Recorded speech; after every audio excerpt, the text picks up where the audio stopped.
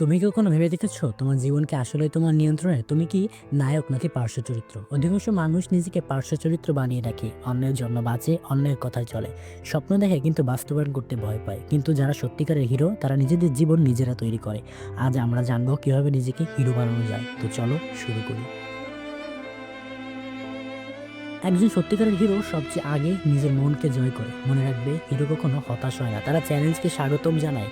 জীবনে যাই হোক না কেন কখনো ভাববে না যে তুমি দুর্বল, সবসময় মনে রাখবে তুমি পারবে, আমি করব।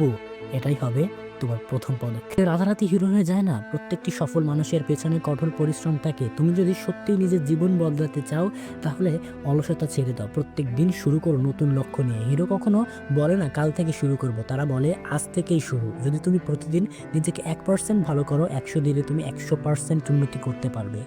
ভয় তোমার সবচেয়ে বড় শত্রু। তুমি যদি ভয়কে জয় করতে না পারো তাহলে কখনোই তোমার সেরা ভার্সনে তুমি পৌঁছাতে পারবে না। মনে রাখো, হিরো ভয় পায় কিন্তু তারা কখনো ভয়কে তাদের পথের বাধা হতে দেয় না। ভয় হেলে থেমো না, বরং সামনে এগিয়ে যাও, ভয়কে তোমার শক্তিতে পরিণত করো। সত্যিকারের হিরো কারোর উপর নির্ভর করে না, সে নিজের স্বপ্ন নিজেই বাস্তবায়ন করে। তুমি যদি ভাবো কেউ এসে তোমার জীবন বদলাবে তাহলে তুমি ভুল করছো। তুমি নিজেই তোমার ভাগ্য তৈরি করবে, তুমি নিজেই তোমার পথ দেখাবে। তুমি নিজের উপর বিশ্বাস রাখো, কারণ তুমি যদি নিজের উপর বিশ্বাস না রাখো তাহলে কেউ তোমার উপর বিশ্বাস রাখবে না।